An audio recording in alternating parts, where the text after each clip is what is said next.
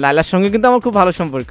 এই কথা বলছি না, তুমি লাইলাকে নিয়ে লং ড্রাইভে যাও, লাইলাকে নিয়ে ঘুরতে যাও, এগুলো কি মানুষ জানে? মানুষ অবশ্যই জানে, কারণ আমি নিজে ফেসবুকে পোস্ট। উনি কিন্তু ব্যাপক ম্যাচিউরড পারসন এবং উনি নিজেই খুব ভালো বুঝে যে এটা আমার ঠিক হচ্ছে না, কিন্তু বোঝানোর পর বাসায় গিয়ে তিনি ওই কাজটাই করেন। আসলে ভালোবাসায় অনেক সময় মন মানে না। এখন আর মনে হয় প্রিন্স মামুনকে পছন্দ করে না। এখন কাকে পছন্দ করে? তোমাকে? একটু একটু, আমি শিওর।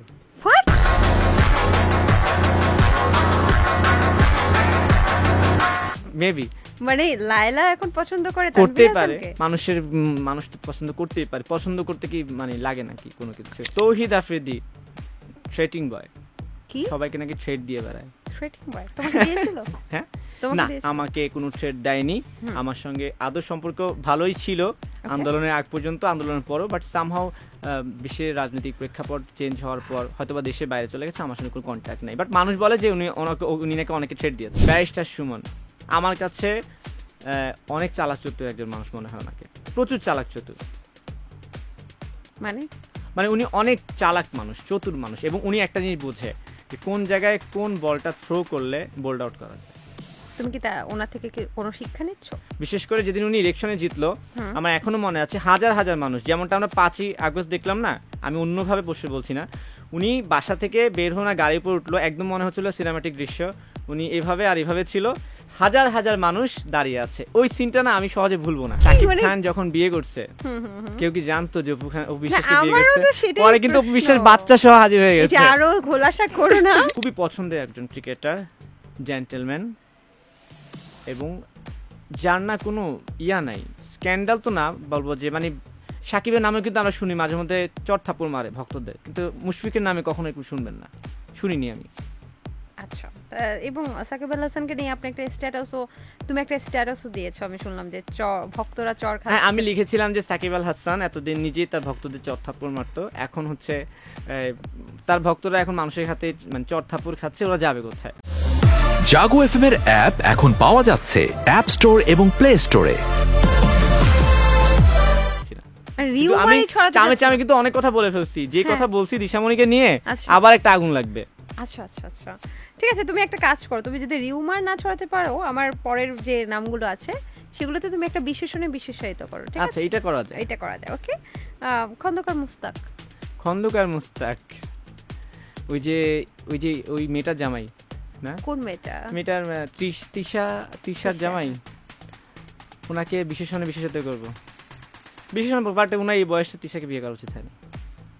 আচ্ছা, তো তোমার সাথে বিয়ে করবে না, যদিও ব্যক্তি পছন্দ, কিন্তু এটা উচিত হয়নি, ভালো লাগে না অ্যাডজাস্ট। ওই যে আমি একটা কথা বলছিলাম যে আমি কিন্তু সেই কাজটাই করি যেটা আমার কাছে মনে হয় যে আমার সঙ্গে যায়, ওনার সঙ্গে যাচ্ছিল না। তবে এখন ওনারা ভালো আছে, ওনাকে না খেপাই, সোশ্যাল মিডিয়া অনেক পরিষ্কার আছে, ভালো আছে।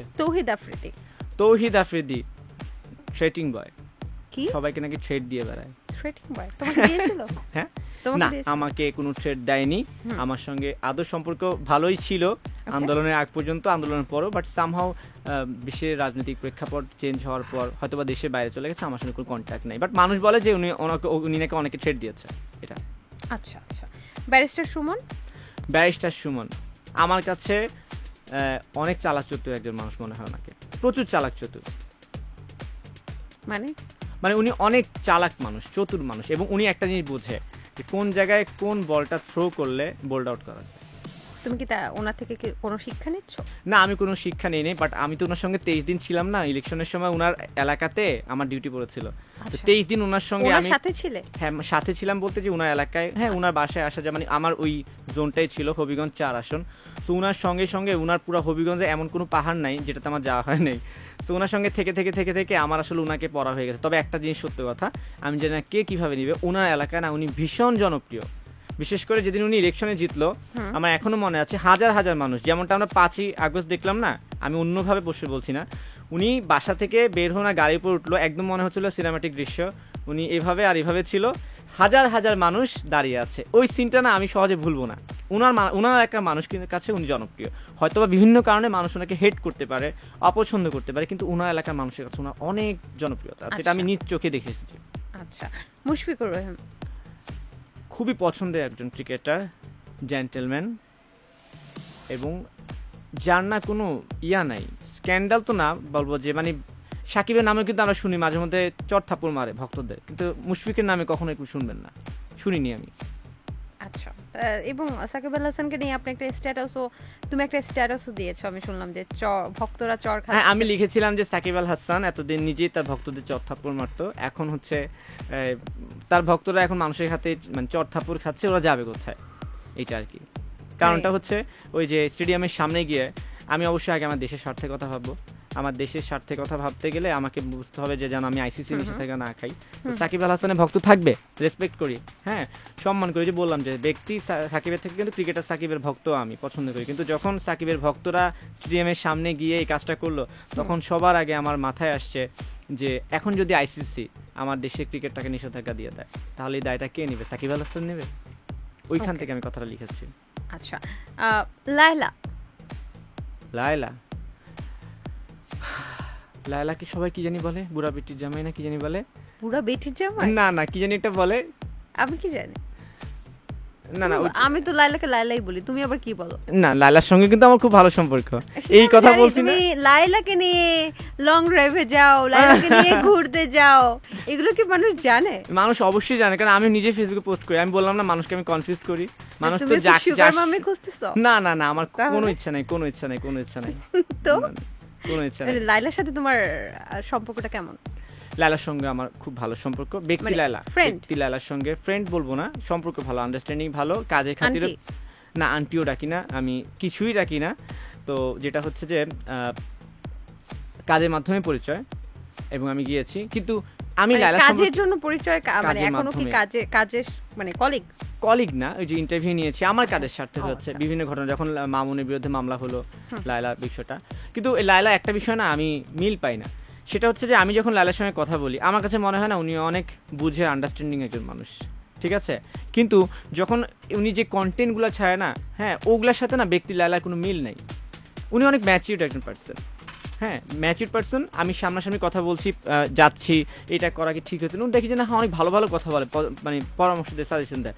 উমা যাওয়ার পরে দেখি যে আবার দেখি মামুনকে নিয়ে একটা ভিডিও ছাড়ছে, কান্না করতেছে, হ্যান ত্যান, হ্যাঁ তখন না আমি নিজেই কনফিউজড যে ইনি কি আসলে ইচ্ছে করে নাকি ইচ্ছে করে না। একবার আমি আর এক ভাই সামহাও আমরা মাও গিয়েছিলাম, তখন আমি ওর ভাই মিলে বললাম যে আজকে লায়লাকে একটা স্টাডি করবো বলতে যে ওনাকে একটা জিনিস বুঝাবো যে আপনার বয়স, আপনার পার্সোনালিটি যেভাবে আমি চিনি এটার সঙ্গে না ওই ফেসবুকের প্যাটার্নটা মিলে না, সো আপনার উচিত হবে ওইটা বাদ দেওয়া, মানে মামুন রিলেটেড ব্যাপারটা। তো আমরা যাওয়ার সময় না আমি ইনায়া বিনায়া ওনাকে অনেক কথা বললাম, বুঝালাম, বাসায় এসে দেখি যে উনি কান্নাকাটি করে মামুনের সঙ্গে ভিডিও আপ দিয়ে রাখছে। তখন আমি বললাম যে ভাই কি বললাম আর কি বুঝাইলাম আর কি হইলো, পরে ওদিন থেকে বললাম যে না জীবনেও লায়লাকে কোনো ভালো সাজেশন দিব না। মানে লায়লাকে মানসিক সাপোর্টটা তুমি দিচ্ছ, মানসিক সাপোর্ট না, যে আমার কাছে মনে হচ্ছে যে ওয়ান কাইন্ড অফ মেন্টাল সাপোর্টই, মানে সে আসলে কষ্ট পাচ্ছে। না মেন্টাল সাপোর্ট না, মানে ব্যক্তি লায়লা কিন্তু অনেক ম্যাচিউরড পারসন, সব বুঝে।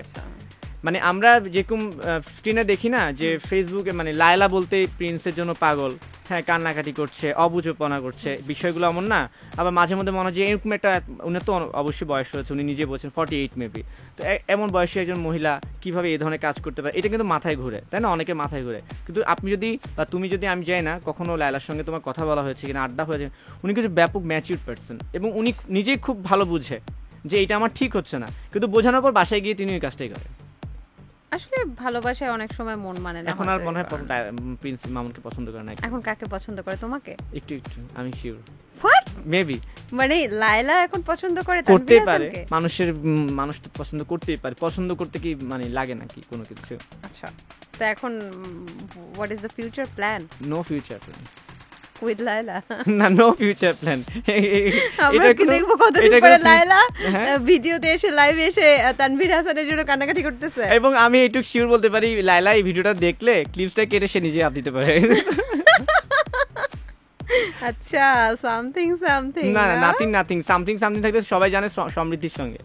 সেটা তো তুমি আজকে ক্লিয়ার করেই দিলে যে আমরা কি পার্ট টাইম বাদ কি শাকিব খান যখন বিয়ে করছে কেউ কি জানতো যে অপু বিশ্বাসকে বিয়ে করছে? পরে কিন্তু অপু বিশ্বাস বাচ্চা সহ হাজির হয়ে গেছে। আরো ঘোলাসা করো না, আর ঘোলাসা করো না ভাই, তোমার বিয়ে করা তোমার মা বাবা করতে, আমার বিয়ে করতে হবে।